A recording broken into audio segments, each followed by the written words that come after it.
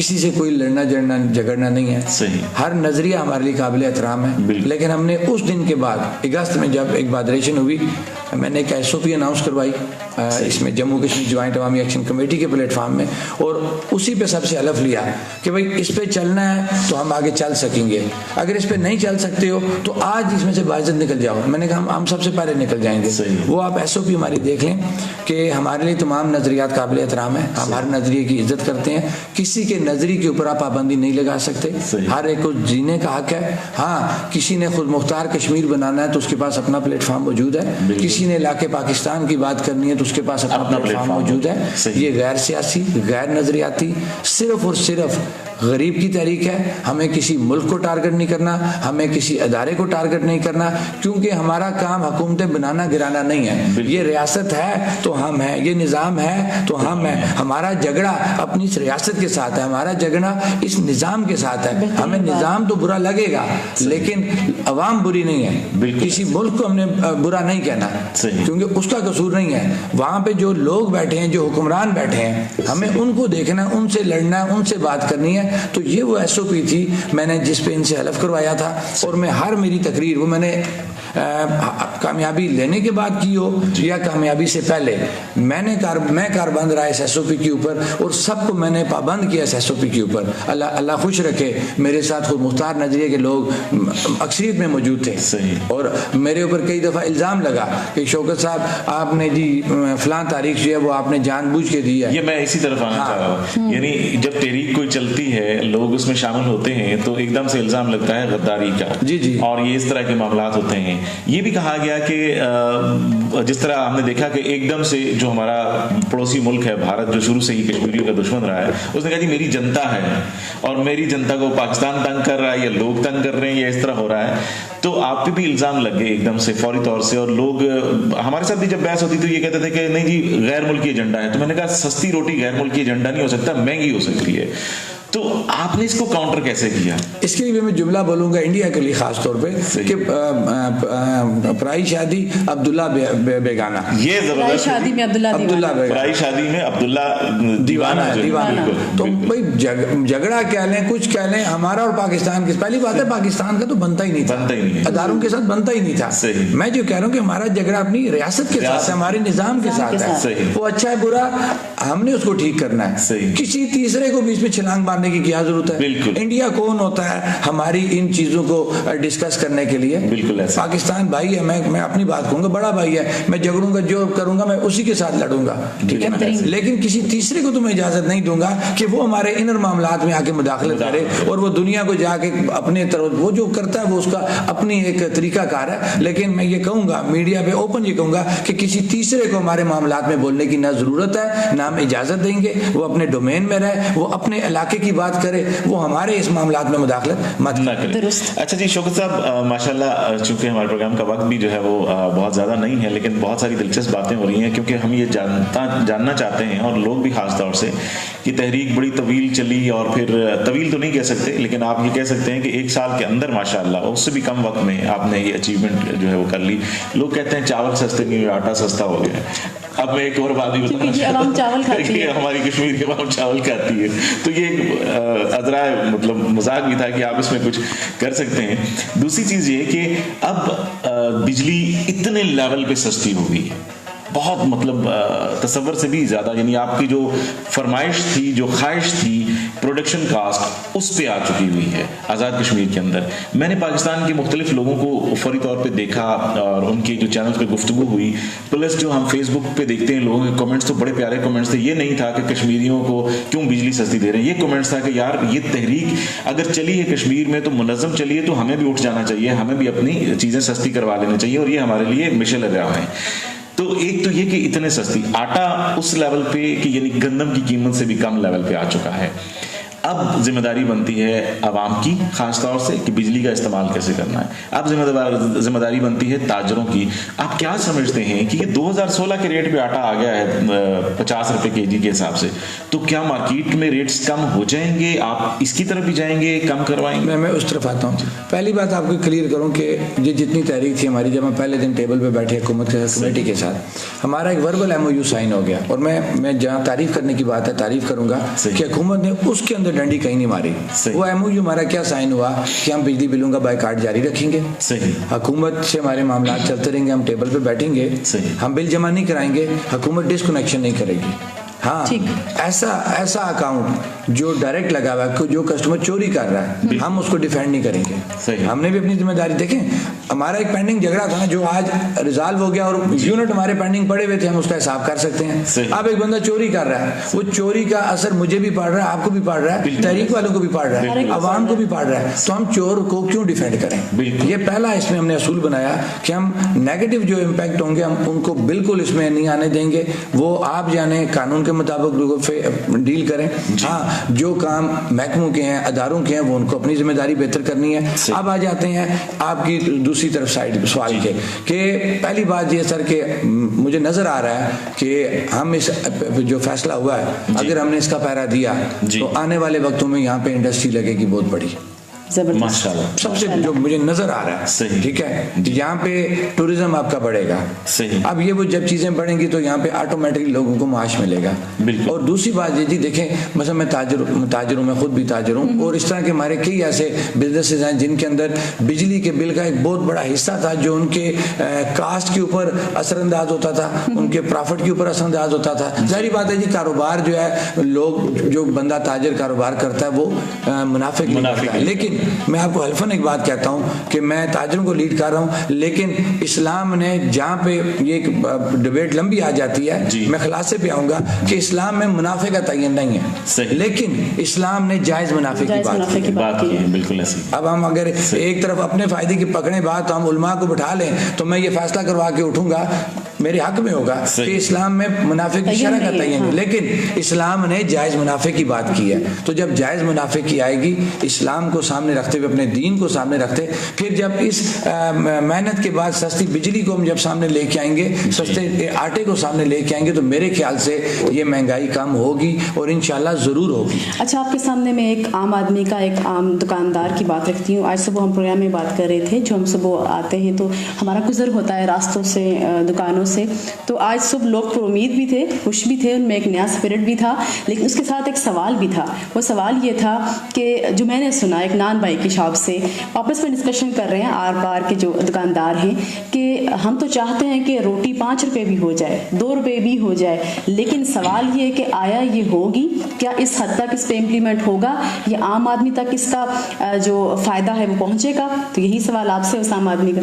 देखिए, इसमें हमें हर शख्स को अपनी जिम्मेदारी पूरी करनी है, और मैं प्राइस कंट्रोल कमेटी का मेंबर भी हूँ।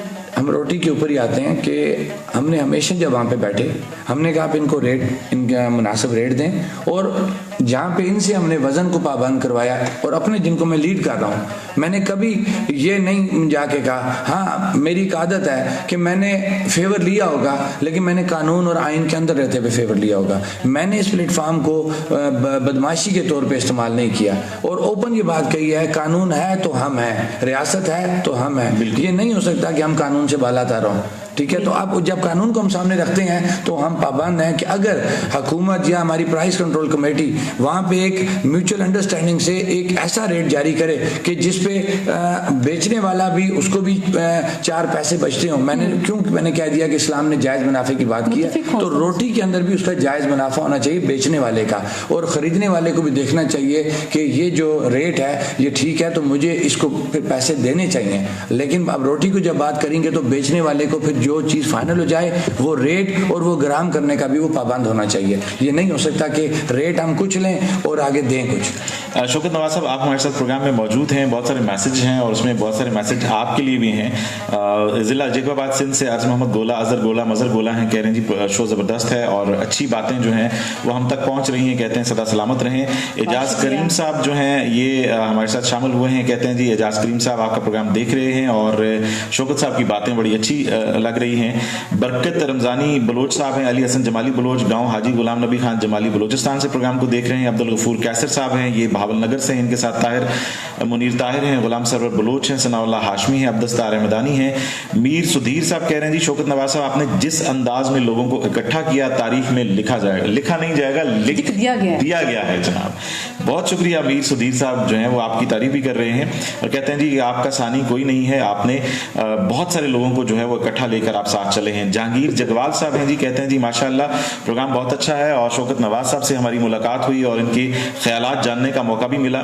चौधरी उर्दू हैं, मकबूजा कश्मीर से प्रोग्राम को पसंद कर रहे हैं, हमारे साथ शामिल हुए हैं। हाजी ज़हीर साहब कह रहे हैं जी जिंदाबाद कश्मीर और तमाम कश्मीरी दोस्तों को सलाम।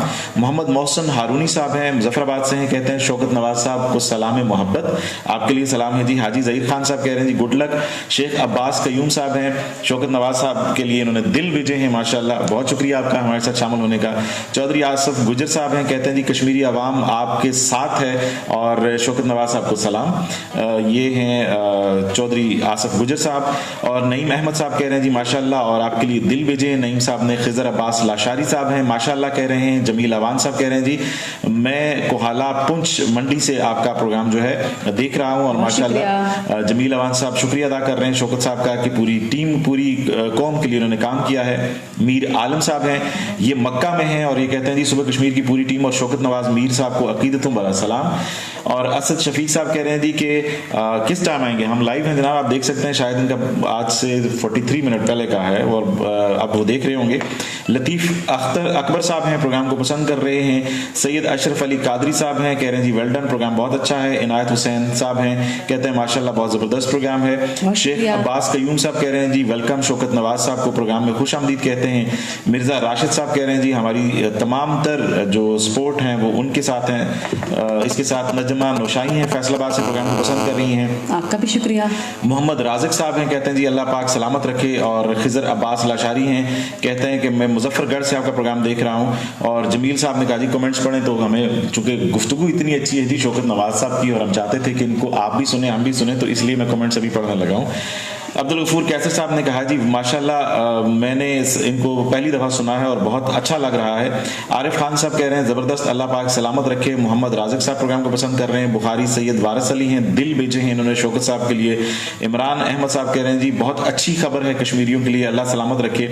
अजीम अली हैदर साहब हैं, प्रोग्राम को पसंद कर रहे हैं। और इसके साथ मोहम्मद बशारत साहब हैं, फैसल जमील कश्मीरी साहब को उन्होंने इसमें टैग करने की कोशिश की है, तो फैसल साहब भी देख रहे होंगे प्रोग्राम यकीनन। हमारे साथ प्रोग्राम में शरीफ चौधरी साहब शामिल हुए हैं, कहते हैं कि जनाब क्राउड जमा करना और फिर इसको काबू करना और फिर इसको पुरअमन रखना, ये गुर कोई शौकत साहब से सीखे। शौकत साहब जो बात हुई है ये जो इसी को हम आगे बढ़ाते हैं। मैं आज सुबह भी नाश्ते की मेज पे अपनी फैमिली वालों के साथ अपनी वालिदा के साथ भी ये बात कर रहा था कि मैं अपने घर से रेडियो आता रहा हूँ और प्लेट मरकज भी रहा है, बंद भी रहा है। मैं आते जाते भी रास्ता भी बंद रहा है, लेकिन मैं गाड़ी भी लेके आता रहा हूँ। मेरी गाड़ी में कोई चीज़ किसी ने तोड़ने की कोशिश नहीं की। ये अलग बात कि मैं भी प्लेट का रहने वाला हूँ, यहीं का कश्मीरी हूँ, लेकिन इसके बावजूद हमने देखा कि लोगों को आने जाने में सहूलत रही है। एम्बुलेंसेस जो हैं वो चलती रही हैं और आखिरी दिन तक, आखिरी दिन शरपसंद अनासर से हट के हम कहते हैं कि आखिरी दिन तक जो है वो इस इलाके में यानी बाग में, मुजफ्फराबाद में और नीलम वैली में कोई गमला नहीं टूटा। मैं आपके आने से चंद लम्हे पहले ये बात कर रहा था, आप भी आज विजिट कर सकते हैं, आप तो शायद आज खुल गए हैं, कि प्लेट की जो आउटलेट्स हैं उनमें जो टीजे आउटलेट है तारिक जमील साहब की जो है उसके सामने शीशे हैं और उनके आगे कोई भी बैरियर नहीं लगा हुआ या ग्रिल नहीं लगी हुई। उसके पीछे में फर्स्ट डे जब हड़ताल शुरू हुई तो वो शीशों के आगे जो है वो रख रहे थे गत्ते वगैरह रख के उनको छुपाने की कोशिश सेफ्टी के लिए कर रहे थे। लेकिन मैं हैरान रह गया कि उनके बिल्कुल फ्रंट पे जो है वो सड़क ब्लॉक होती है, लाहौरी होटल है उसके सामने सड़क ब्लॉक होती है, एक भी शख्स जो है वो पत्थर नहीं फेंकता।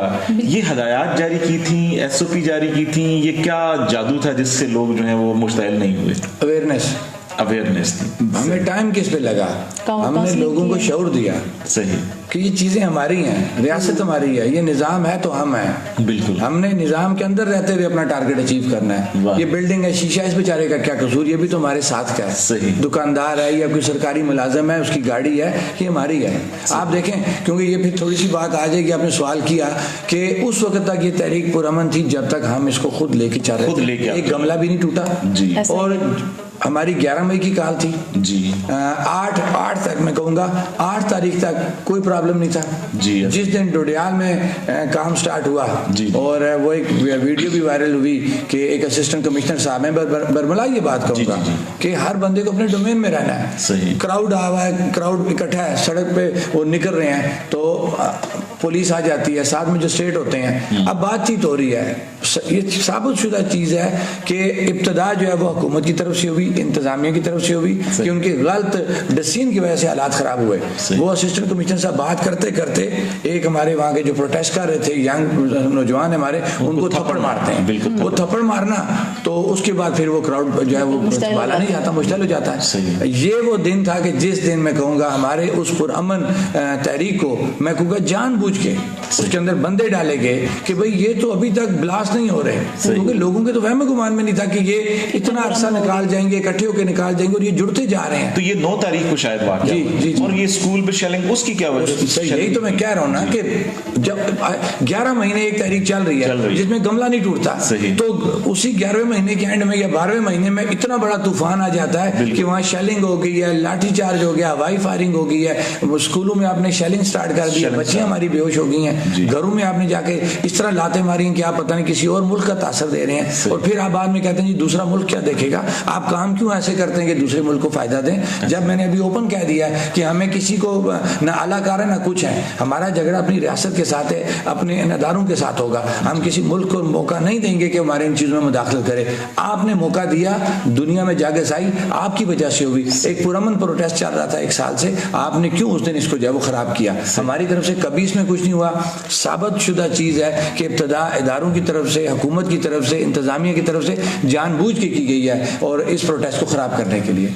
अच्छा, आपसे मैं पूछना चाहूँगा कि ये जो तहरीक जब शुरू हुई और उससे पहले अगस्त में आपने जो कि कॉल दी और उसके बाद ये सिलसिला चलना शुरू हुआ, तो थ्रेट भी बहुत हुई होंगी, तो क्या लेवल था थ्रेट का? सम टाइम फैमिली को थ्रेट की जाती है, सम टाइम इस तरह का होता है कि बहुत खौफनाक किस्म की थ्रेट भी होती हैं, तो वो लेवल क्या था थ्रेट्स का, और फिर आप कैसे बर्दाश्त करते रहिए सारी चीज़ें? अच्छा सर, मैं एक और आपको बात बताऊँ, अक्सर हमारे यहाँ पे होता है जी मुझे फलां ने फ़ोन कर दिया, फलां अदारा आया, फलां नंबर से कॉल आई। यही मैं पूछना चाह रहा हूँ। मेरा जो एक्सपीरियंस है, बंदा खुद ठीक हो ना, सही, कोई आपको कुछ नहीं कर सकता। सही, जब आप कमज़ोर होंगे, आप गलत होंगे ना, और आप चीट कर रहे होंगे, खुदा की तरफ से भी आपको वो मार पड़नी है। रब आपको कभी कामयाबी नहीं देगा, क्योंकि आप किसी के खून को कैश करा रहे हैं, आप किसी की प्रॉपर्टी को कैश करा रहे हैं कि जी मैंने इसको आग लगवानी है, इसका शीशा तोड़वाना है, हाइप क्रिएट करनी है और वाह होगी मेरी।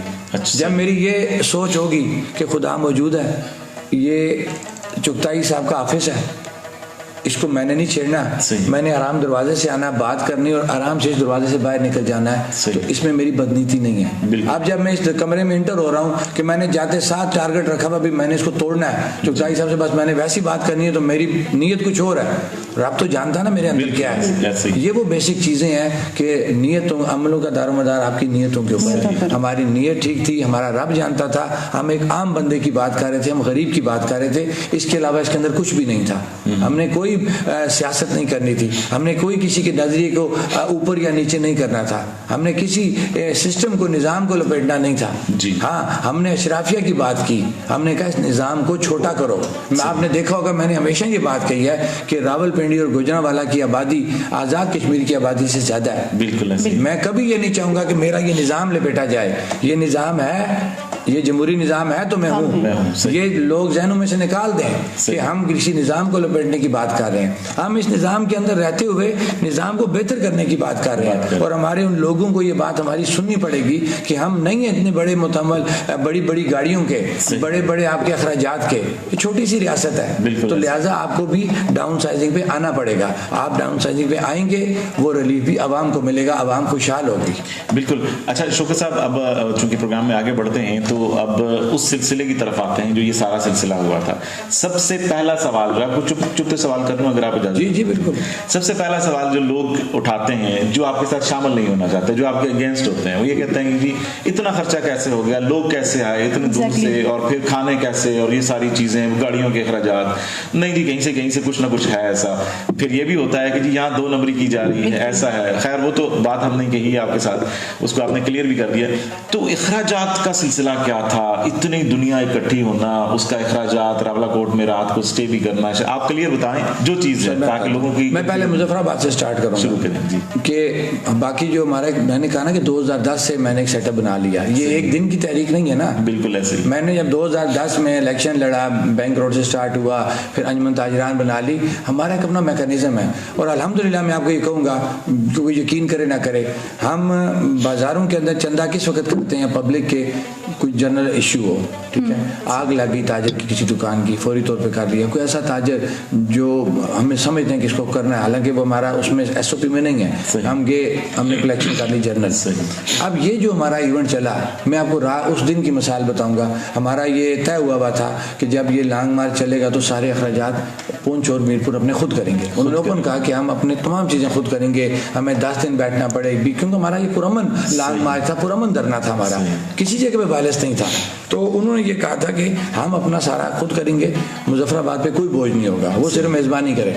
लेकिन वो आते हुए थोड़ी ऐसी, क्योंकि वो अपने खर्चे पे आए, हमने उनको कुछ नहीं दिया। मैं मैकेनिज्म आपको बता रहा हूँ, वही मैकेनिज्म वहाँ पे लागू होता है। मुजफ्फराबाद में जब आ गए, अब हमने देखा एक बहुत बड़ा क्राउड आ गया, तो हमने फौरी तौर पे जो इंतजाम किया हुआ था 2-2.5 हज़ार बंदे का किया हुआ था। अब देखें जी, मुझसे रात को एक एंकर है, कोई सुनो वो चैनल प्रोग्राम में कोई, तो उन्होंने भी ये सवाल किया। तो मैंने कहा मैडम बात ये है कि हमने कोई मुर्गे मुसल्लम नहीं खाई यहाँ पे, या मैंने पुंछ में जाके, मीरपुर में जाके मुर्गे मुसल्लम नहीं खाए। हमने जो खाते हैं वो आके देखो है क्या, वो चावल है उबले हुए, उसमें चने डाले होते हैं हमने। पानी तो मिलता है ना फ्री, चश्मे पानियों की हमारी सरजमीन है, क्या पानी भी हम खरीद के लेंगे? नहीं, पानी भी तो हम चश्मों का पी रहे हैं, चाय का कप बना लिया। अब उस दिन जो हुआ है कि आप यकीन करें, हमारे ट्रेडर्स, हमारी सिविल सोसाइटी में ऐसे लोग मौजूद हैं कि जिन्होंने फौरी तौर पे, किसी ने 20 देगों का आर्डर दे दिया, किसी ने 10 का दे दिया, 5 का दे दिया। रात सारी तकरीबन हमें 4 से 5 घंटे हो गए, 12:30-1 बजे तक हमारे जो रजाकार हैं, मैं हैरान हो गया कि ईदगाह के पास हमारे, मुझे तो किसी ने आके डिस्टर्ब नहीं किया जी, सारे लोगों ने मैनेज किया। खाना खुद आया, गाड़ियों में, शापरों में डाला, या वो आप कह लें वो जो लंच बॉक्स से होते हैं डिस्पोजेबल, वो आ रहा है। लोग बैठे हुए हैं डिसिप्लिन से। मैंने, क्योंकि मैं पुंछ में भी गया, मुख्तलिफ जगहों मैंने भी खाने खाए, हम इसी तरह करते हैं। इसमें कोई पहली बात है कितना बड़ा ह्यूज पैसा इन्वॉल्व नहीं है, सही, ठीक है। और दूसरी बात ये कि हमने पहले ही ये तय किया हुआ था कि ये जो कुछ करेंगे हम पाकिस्तान से, और जो हमारे अपना कोई अगर बंदा वहाँ पे रह रहा है वो हमें सपोर्ट कर ले, बाकी तमाम चीज़ हमारी आज़ाद कश्मीर के अंदर जो हमारे लोग हैं हमने आपस में मैनेज किया। हमने मतलब मैं ट्रेडर्स को लीड करता हूँ, मुझे पता है कि मेरा बैंक रोड के ऊपर अगर 450 मेरे ट्रेडर्स हैं, तो मैंने उनमें से जाके बता दिया कि ये तहरीक आपके सामने है, इतने हमारे मेहमान आएंगे, इसको मैनेज करना आप लोग मैनेज करें। हमने पैसे को तो खुद पकड़ा ही नहीं है, हमने लोगों में आगे तकसीम की चीज़ें कि भाई आपका ये काम है, आपका ये काम है, आपका ये काम है। अल्हम्दुलिल्लाह हमारी सारी फंडिंग आज़ाद कश्मीर के लोगों की है, और मैं सलाम पेश करता हूँ आज़ाद कश्मीर की आवाम को, वो दुनिया के किसी कोने में है, जायज़ हलाल कमाई से ये तहरीक में पैसा लगा और कामयाब हुआ है। अच्छा, उस रात क्या हुआ था जिस रात मुज़ाकरात नाकाम हुए? सिंपल सा क्वेश्चन। अच्छा, मजे की बात बताऊं, आप इसको तंज में ना लेके जाएंगे, लेकिन हकीकत ये है, क्योंकि मैं वो उसमें मुझे हंसी भी आती है और शर्मिंदगी भी होती है कि जो हमारा निज़ाम है, जो 16 रुकनी कमेटी बनी थी जिसको फैसल मुमताज़ राठौर साहब चेयर कर रहे थे, हमने 6 से 7 माह उसके साथ मुज़ाकरात किए, 4 से 5 माह आपने भी देखे होंगे। मुज़ाकरात होते थे, बाहर आते तो मैं ये कहता था कि हुकूमत और हम एक पेज पे हैं। मैं कभी अपनी किसी बात से डिनाई नहीं करूंगा, बिल्कुल ऐसे मैं आज भी ऑन करता हूँ। लेकिन जी रियासत है, उसका एक सेटअप है, हम उसको एक पेपर हमें मिल रहा है, मैं वो देख के तो नहीं कह सकता कि बेईमान है, सही है, ये झूठ बोल रहे हैं। बिल्कुल। अब सर्विसेज का नोटिफिकेशन मिलता है तो हमें यकीन करना है। एक उससे पहले आपने देखा होगा, एक 19 दिसंबर का एक डॉक्यूमेंट था जो हाथ से लिखा हुआ था, जिस पे कर्नल वकार नूर साहब के साइन थे, फैसल मुमताज राठौर साहब के साइन थे और मेरे भी साइन थे, जिसके अंदर पैदावारी लागत से वो एग्री हो गए थे। अच्छा। और उन्होंने कहा जी हम एग्री हैं, हमें 2 हफ्ते का टाइम चाहिए। अब ये वो जिम्मेदारान थे जो हुकूमत की तरफ से, रियासत की तरफ से हमारे साथ बैठाए गए थे जी कि ये मुज़ाकरात करेंगे, जो चीज़ ये करेंगे हम उसको ऑन करेंगे। सही। अब जब लास्ट एक जो हमारा इवेंट होता है वो भी 7-8 घंटे के बाद, वो जो पहला एक सफ़ा पैदावारी लागत का वो जब सामने आता है, वज़ीर आज़म साहब खुद आते हैं, अनवारुल हक साहब, हम बैठते हैं, ये कश्मीर हाउस की बात कर रहा हूँ, रात 7 बजे वो मुज़ाकरात स्टार्ट होते हैं और 2:30 बजे हमारे वो एंड होते हैं, एक पॉइंट के ऊपर। सही। बैठ के वो आते हैं, पूछते हैं अपनी कमेटी से, हाँ जी ये ठीक है, आप मुतमईन हैं? मैं जहाँ 10 जगह बुलाएं मैं उनके मुंह पे ये बात करूंगा। वो कहते हैं ठीक है, वो कहते हैं ओके साइन कर दिए आपने? कर दिए। आपके हो गए साइन? मैंने कहा जी हो गए। एक साइड पे कमेटी की 4 से 5 मेंबरान के साइन है, एक तरफ उनके हैं। वो 19 दिसंबर वो पहला दिन था जब हुकूमत ने इन राइटिंग हमारे इस मौक़िफ़ को तस्लीम कर लिया कि पैदावारी लागत पे हमने इनको बिजली देनी है। सही। अब जब हमारा मौक़िफ़ तस्लीम हो गया तो हमें एतमाद करना है। अब हम उसी एतमाद पे चल रहे थे। सही। एंड ये होता है कि फिर वज़ीर आज़म साहब, और मैं आज भी कहूँगा आप स्टेट के वज़ीर आज़म है, मेरे लिए काबिल एहतराम है, मैं कभी आपकी इंसल्ट नहीं करूँगा, आपकी करूँगा तो मेरी बेइज्जती है, क्योंकि आप मेरी रियासत के वज़ीर आज़म हैं। आपके मिनिस्टर, मैं माज़रत के साथ, उन्होंने जो लूज टाक की इब्तदा उन्होंने की, अंसर अब्दाली साहब जंगलात का एक एहतजाज था, वहाँ खड़े होकर वो एंड में कहते हैं शाह से ज़्यादा शाह की वफादार, और यही लोग हैं जो बेड़ा गर्क कराते हैं किसी हुक्मरान का। वो मुझे इनडायरेक्टली कहते हैं कि अब तेरा क्या बनेगा कालिया। अच्छा, हाँ, इब्तदा उन्होंने किया। हाँ, मैं ऑन रिकॉर्ड ये बात करूंगा और साबित करूंगा, ठीक है, कि अंसर अब्दाली साहब आप मिनिस्टर थे, वजीर सेहत थे, वो तो छोड़े डिग्री आपकी कहाँ की है, डॉक्टर है नहीं है तो वजीर सेहत लग गए, अगर अल्लाह ने इज्जत दे दी है तो उसको संभाल के रखो। बिल्कुल। और आप ना वफादारियाँ अपनी निभाएं और ना बेड़ा गर्क करें अनवारुल्लाह का, ना बेड़ा गर्क करें इस निज़ाम का। तो वो इब्तदा उन्होंने की। हाँ, जब फिर इब्तदा हुई फिर हमने भी बात की, हमने भी कहा कि नायल है, इनको कुछ आता नहीं है, इससे भी ज्यादा कोई बात कर ली होगी, जो की होगी मैं उसको ऑन करूंगा। इब्तिदा किसने की? अंसर अब्दाली साहब। एक्शन का रिएक्शन आता है, बिल्कुल आता है वो, उसमें तो आप किसी को वो नहीं रोक सकते। अच्छाई की तरफ आते हैं आप जी, बात भी करना चाहिए कि इब्तिदा उन्होंने की, हमने उसका जवाब दिया। और अब जो बात आगे, जो सवाल आपने किया था, जी जी, अब सारी बात एक इदारा स्टेट बैठी हुई थी, उसने कमेटी बनाई, हमने मुज़ाकरात किए। अब जब एंड आ गया, 5 फरवरी भी गुजर गई, सही, अब 11 मई आ गई, और उसमें 5 फरवरी के 4 और 5 फरवरी की रात से जब हमने सर्विस का वो नोटिफिकेशन दिया जी, मैं आज भी बरमला ये बात कहता हूँ कि बिल्कुल वज़ीर आज़म साहब आप हर जगह पे गो कि आप तंज़िया बात करते हैं कि जनाब वो देखें जी, शौकत नवाज मीर तो हर जगह पे ये कहता था, वो खुद कहता जी कि 90% मामला हल हो गए हैं, तो अब क्या कह रहा है? सही। तो मैं उस वक्त भी ये जवाब देता था, आज भी दे रहा हूँ कि बिल्कुल 90% मामला हल हुए थे सर्विसेज के नोटिफिकेशन की हद तक। वर्किंग कुछ नहीं हुई, प्रैक्टिकली कुछ नहीं हुआ।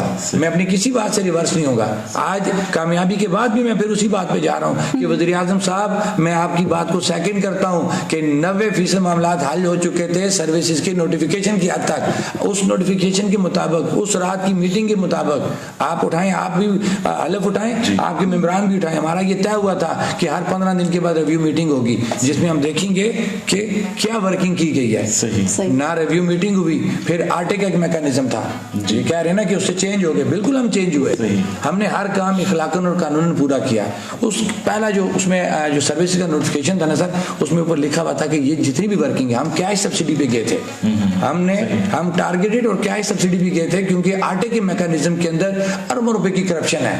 और वो मिले किसकी हैं? इन हुक्मरानों की मिले हैं, मैं किसी का नाम नहीं लूंगा, इन मिनिस्टरों की मिले हैं, इन ब्यूरोक्रेट्स की मिले हैं, जिस चोरी को मैं और आप खत्म नहीं कर सकते थे। उसकी वजह से हमने इस मैकेनिज्म को चेंज करवाया था, हम कैश पे आ गए थे कि हम कैश की शक्ल में 2 तोड़ों का जो कैश बनता है वो आवाम तक आ जाए। खैर हमने एग्रीमेंट किया जी, उस वक्त तीनों डिवीजन उस पर एग्री हो गए, हमारा वो सर्विस का नोटिफिकेशन जारी हुआ।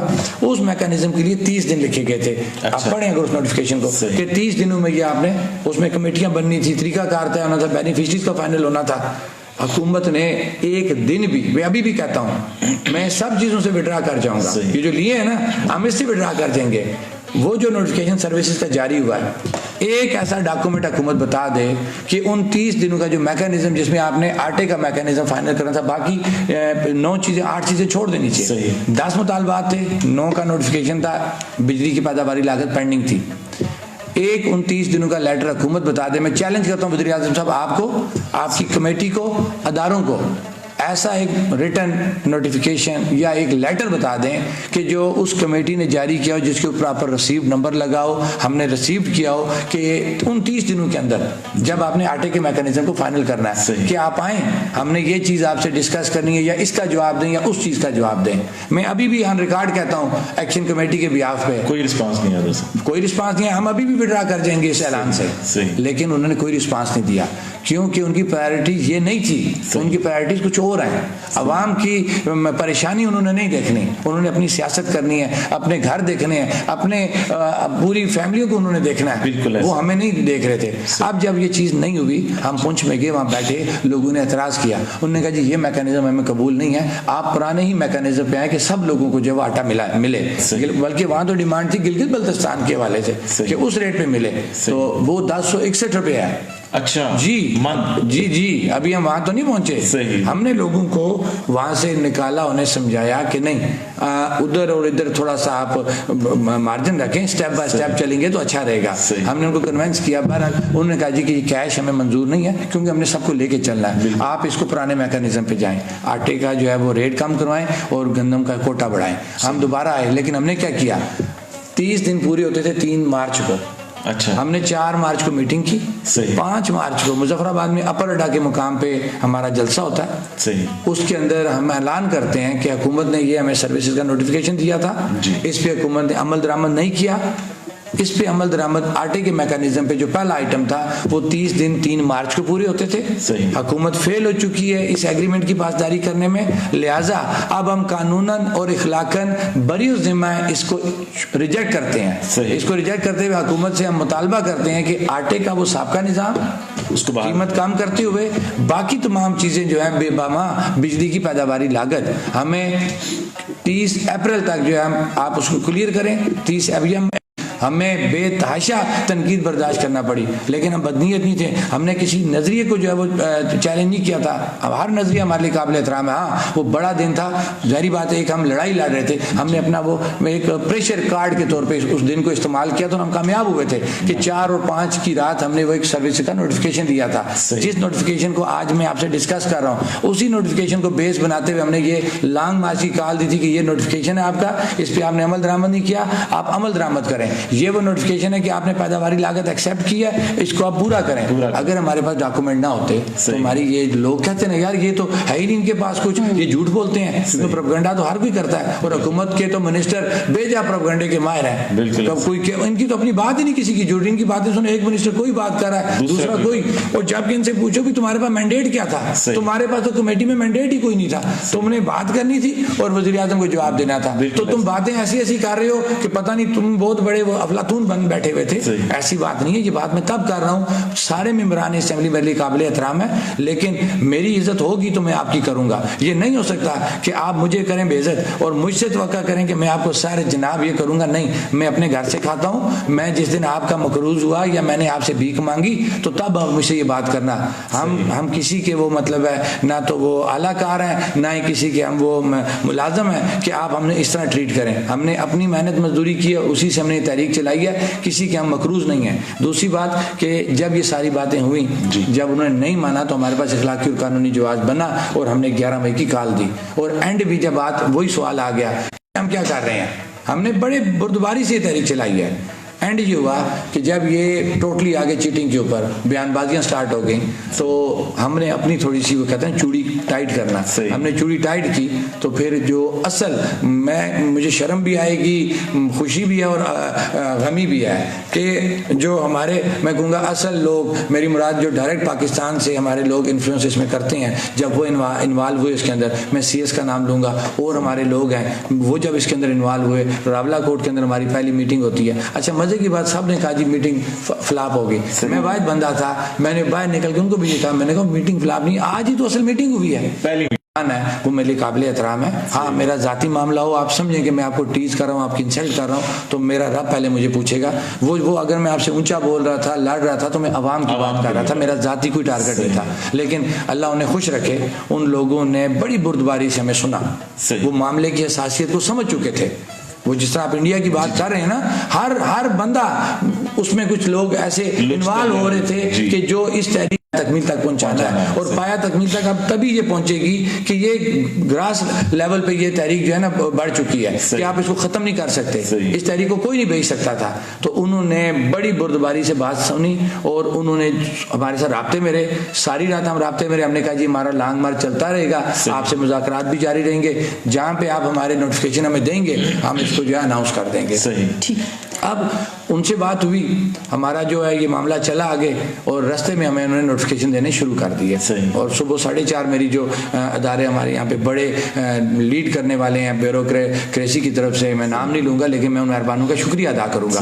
उन्होंने बड़ी बुर्दबारी से यही सारी रात जागते रहे। सुबह 4:30 मेरी बात होती है, मैंने कहा जी थोड़ी देर आप भी सो जाएं, मैं भी सो जाता हूँ, 7 बजे हम दोबारा बात करेंगे। 7 बजे दोबारा बात होती है और मैं साथ साथ मुज़ाकरात भी कर रहा हूँ, और क्योंकि मुझे मैंडेट दिया था कमेटी ने, मैंने वैसे नहीं किया मुज़ाकरात, सही। कमेटी का मैंडेट था कि हमने टकराव नहीं करना। सही। ये आप शौकत साहब आपके पास लेंथ और लाइन है, ये दो चीजें हैं, आटा और बिजली, अशराफिया की मराद, इसके अलावा हमारा कंप्रोमाइज कोई नहीं है। आप इस पे बात करें, ये हमारी बॉटम लाइन है और ये हमारी मैक्सिमम लाइन है। सही। आप करें, हमें मुकम्मल एतमाद है। सारी बात है, 10 से तो फोन पे बात नहीं हो सकती ना, फोन पे तो किसी एक से बात होनी है कि साथ साथ हम मोबाइल भी हैं कि हम जो है वो रैली भी लेके चल रहे हैं और हमने मुज़ाकरात भी करने हैं। ये इस तहरीक की इतनी बड़ी कामयाबी थी कि ये मोबाइल के ऊपर तहरीक आगे आ गई कि इसकी वर्किंग, रैली भी चल रही है और मुज़ाकरात भी हो रहे हैं। हम और मुज़ाकरात करने वाले लोग जिम्मेदार थे, वो फौरी तौर पे वो जहाँ पे उन्होंने लेना था, राब्ता करना था, जो राब्ते इनके जरिए कई महीने नहीं हो सकते थे, 10 दिन नहीं जवाब मिलते थे,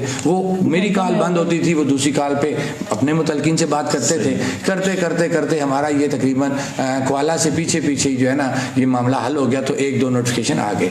अब जाहिर बात है सर, देखें जितने मुंह उतनी बातें। फिर ऐसे लोग जिनके टारगेट थे इसको तबाह करने के, उन्होंने तो पहले कहा जनाब चीटिंग होगी। अब हम एक माप लेके चल रहे हैं, उस माप के अंदर जब अभी आप वो दिरकोट ऊपर एक सिरा उसका ऊपर है, दूसरा नीचे क्वाला पहुंचा हुआ है, तो आप किस तरह लोगों को कन्वे कर सकते हैं भी हमने क्या करना है। हमने तय किया कि हम सारे इकट्ठे होते हैं, कमेटी के लोग आगे पीछे हैं, क़यादत को आगे आने दें। मैंने क्वाला रोक दिया सबको, मैंने कहा रुकें, हमने हमारी चीजें सेटल हो रही हैं, हमें यहाँ रुकें, कमेटी सारी आती है, हम नोटिफिकेशन सारे इकट्ठे करते हैं। अच्छा, उस दिन भी देखे फिर हुकूमत की गैर जिम्मेदारी, उन्होंने इस वक्त तक आपका डेटा बंद है, मोबाइल डेटा नहीं है। ये कितने सियाने लोग हैं, इन्होंने अपने लिए परेशानी खुद बनाई।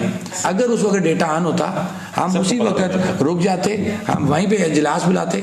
मतलब तीसरा नोटिफिकेशन जो था अशराफिया की मराद का, वो अगले दिन मुझे रात 2:30 से 3 बजे किसी जगह से जाके मिलता है। हो गया था दिन को सही 3-4 बजे हो गया हुआ, तो मुझे रात 2:30 बजे मिलता है। वजह क्या? नेटी आपने बंद किया हुआ। अच्छा, ये बताएं कि मेरे ख्याल में मुमना सवाल याद रखें, चाय ले लें आप, साथ आप चाय भी लें। मैं इस दौरान जो है वो पैगामात शामिल करें, क्योंकि चाय ठंडी हो रही है। आप अपना सवाल याद रखें। बिल्कुल। तो इतनी मुफस्सल गुफ्तगू हो रही है, अभी तफसीली बात कर रहे हैं कि बहुत सारे क्वेश्चन कवर हो रहे हैं। आगे भी करेंगे इस पे जो है वो आप दूसरा प्रोग्राम जो है दूसरी तरफ से दे दीजिएगा। और मैं आपको बताता चलूँ कि इस वक्त जो है वो हमारे साथ कहते हैं कि जनाब ओवरसीज़ वाले जो हैं वो हाजी जहीर साहब हैं। वो कहते हैं ओवरसीज़ वाले आपके साथ शाना बशाना खड़े हैं, मादरे वतन के बहादुर बेटे, तेरी अजमत और जुर्रत को सलाम। हाजी जहीर साहब कह रहे हैं। चौधरी मोहम्मद मुमताज़ साहब कह रहे हैं कि जनाब CMB इस्लामाबाद से, अब इनका नाम है शायद चौधरी मोहम्मद मुमताज़ बानिया, CMB MMB। बरकत जमाली बलोच साहब ने आपको फिर सलाम कहा है जी। हाजी जहीर साहब का सलाम है आपकी तरफ। और इसके बाद हमारे साथ मुमताज़ तबस्सुम साहब हैं, अस्सलाम वालेकुम कह रहे हैं, गुड मॉर्निंग। और कहते हैं कि जनाब मैं इस वक्त खैरपुर सिंध से आपका प्रोग्राम देख रहा हूँ। फैज़ करीम कलेरी साहब हैं, अस्सलाम वालेकुम कह रहे हैं। चौधरी मोहम्मद मुमताज़ साहब कह रहे हैं जी वेल डन, बहुत ज़बरदस्त रहा। नवाज रब्बानी साहब कह रहे हैं, शौकत मीर साहब फ़ख्र कश्मीर हैं। वकासुर रहमान साहब कह रहे हैं, शौकत नवाज मीर साहब the real hero of nation. और मीर ज़मीर साहब जो हैं वो कह रहे हैं कि जनाब मेरी तरफ से आप सबको सलाम, शौकत साहब को भी बहुत सलाम। और ये लाहौर से हमारे साथ हैं। अनवर कश्मीरी साहब प्रोग्राम को पसंद कर रहे हैं। और इस तरफ मोहम्मद नदीम साहब हैं जी, शौकत नवाज कह रहे हैं जी कश्मीर के हीरो हैं और मैं दुबई से आपका प्रोग्राम देख रहा हूँ। जीशान अवान साहब कह रहे हैं लव यू मीर साहब, रावलपिंडी से ये हमारा प्रोग्राम देख रहे हैं। मोहम्मद नासिर खान साहब हैं, ये कह रहे हैं कि जनाब मैं आपका प्रोग्राम देख रहा हूँ, अल्लाह पाक आपको सदा सलामत रखे, आप हमारे हीरो हैं।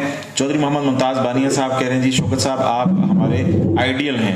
और उस्मान बशीर साहब ने दिल बहुत सारे भेजे हैं। हुमा शहजाद साहब हैं, कहती हैं सल्यूट टू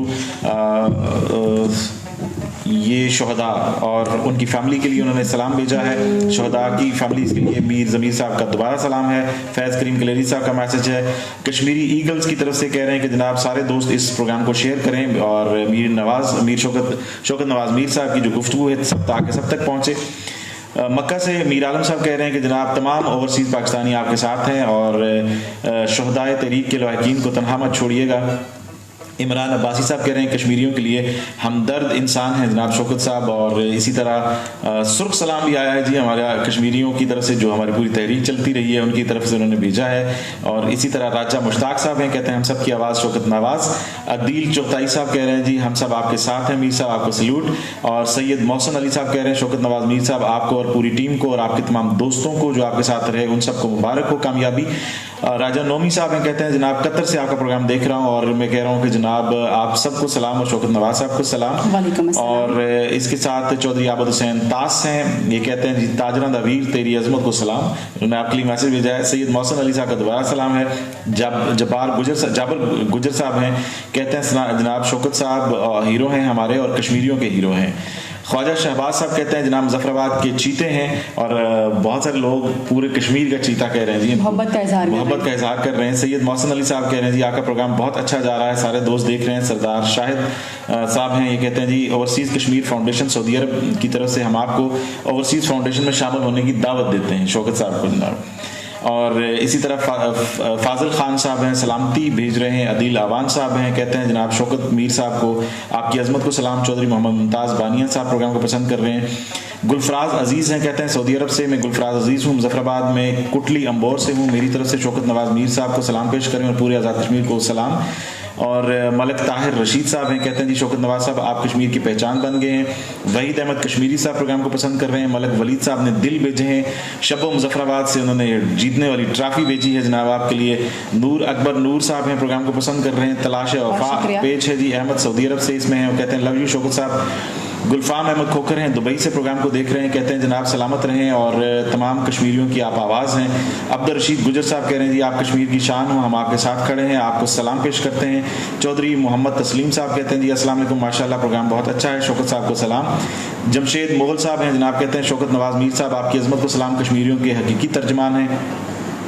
और इरशाद अहमद साहब हैं, अल्लाह ताला कहते हैं जी अल्लाह ताला आपको सलामत रखे। इमरान रेस साहब हैं, ये भी प्रोग्राम को पसंद कर रहे हैं, कहते हैं जी माशाल्लाह ऐसी क़यादत चाहिए। और अदनान ख्वाजा साहब हैं, मदीना मार्केट मुजफ्फराबाद से कह रहे हैं कि जनाब हम सब के हीरो हैं शौकत नवाज मीर साहब। बहुत सारी मोहब्बतें हैं लोगों की आपके लिए। और शौकत साहब आपका सवाल जी आप चलते हैं। तो ये सब आपने बता दिया कि मुज़ाकरात भी हुए और नोटिफाई भी हो गया, लेकिन उसमें थोड़ी सी ताख़ीर हुई पहुँचने में और उसको अनाउंस करने में। तो ये बताइएगा कि जो आखिरी दिन हुआ है तो ये इन वाक़यात की हकीकत क्या है, ये कैसे हुआ, ये होना तो नहीं चाहिए था, इसकी वजह क्या थी? देखिए ना, फिर मैं ये कहूँगा कि अदारों की गफलत, और मैं पहले तो मैं वो शुक्रिया अदा करूँगा कि उन जिम्मेदारान का उस चीज़ को क्लोज़ करूँगा कि जिन्होंने इसमें पुल का किरदार अदा किया, अपनी ज़िम्मेदारी को समझा और ये मामला सेटल कर लिया। अब जब एक चीज़ थी कि ये क्राउड निकल आया तो फौरी तौर पे जो पैरामिलिट्री फोर्सेज हैं उनको भेजा गया। और ज़ाहिर बात है कि उससे पहले आप एक ब्लंडर कर चुके थे कि आपने एक लेटर लिखा। मैं ये बात को ओपन कहूँगा कि सबसे बड़ी गलती वो लेटर है। जिन्होंने वो लेटर लिखा, ये जो हमारे बच्चे शहीद हुए हैं ना, इनका तो मैं कहूँगा मैं तो कत्ल का मुकदमा दर्ज करवाएंगी एक्शन कमेटी, ये हम छोड़ेंगे नहीं, ये खून माफ इस तरह नहीं होगा। इसका इनको जवाब देना पड़ेगा कि अगर हाइप देखें, इससे पहले बड़े बड़े मामलात हुए, मुझे बताएं कि इनके कोलो फेल में तजाद है। मैं ये कहता हूँ कि मेरी रियासत की जो पुलिस है, मेरी रियासत के जो इदारे हैं इतने मजबूत हैं कि हमें नहीं जरूरत बाहर से मंगाने की। आपने लिखा जी चाइनीज की सिक्योरिटी, प्रोजेक्ट की सिक्योरिटी, तो जिस वक्त आपका नीलम जेलम बना, पथरीन बना, मंगला बना, कौन सी बाहर से आप सिक्योरिटी लेके आए? यही हमारी आज़ाद कश्मीर पुलिस है, उसमें लायक तरीन ऑफिसर मौजूद हैं। हमारा सिपाही जो है वो अपनी जान उसने दे दी, जान के नजराने पेश किए, उन्होंने कभी यहाँ पे कोई ऐसा दहशतगर्द यहाँ पे नहीं आने दिया। आपने क्यों इतना बड़ा ब्लंडर किया कि आपने वो FCPC वाला लेटर निकाला? हाँ, उसमें क्लियर कट आपने लिखा हुआ 11 मई, तो यार आपने खुद ही एक ब्लंडर कर दिया। उससे ये हुआ कि सोशल मीडिया पे एक हाइप क्रिएट हुई कि पता नहीं जी क्या तूफान आने वाला है। ये तूफान कुछ नहीं था, ये तूफान अपनी रियासत के अंदर था और रियासत से मुतालबा कर रहा था। इसने कोई जंग नहीं लड़नी थी कि आपने इसको इतना बड़ा वो कर लिया। हाँ, जब ये मामला हुआ और उसमें जो है वो फायरिंग हुई, देखिए मैं कभी भी ये नहीं कहूँगा जी हमारे लड़कों ने पत्थर नहीं मारे होंगे, एहतजाज करने वालों ने पत्थर। अब ये भी देखें कि वो इस हद तक क्यों पहुँचे, किसने पहुंचाया इस हद तक। लेकिन शौकत साहब, क्या आप ये समझते हैं कि जिस वक्त आपका मैसेज जो है ओवरऑल मतलब जो देहात के लोग हैं शायद उन तक ना पहुंचा हो, लेकिन शहर में हर एक को ये कन्वे हो चुका था, और उस वक्त क्योंकि कुछ ऐसी चीज़ें भी थी कि एक दूसरे के साथ जी मामलात जो हैं वो तय हो चुके हैं और नोटिफिकेशन जारी होने वाला है, प्राइम मिनिस्टर की प्रेस कॉन्फ्रेंस भी चल रही थी, क्या आप समझते हैं कि कुछ ऐसे अनासर मौजूद थे जो इस खुशी को गम में बदलने के लिए तैयार थे? सर, हर जगह होते हैं, हर जगह होते हैं, इसमें मैं नहीं कहूँगा।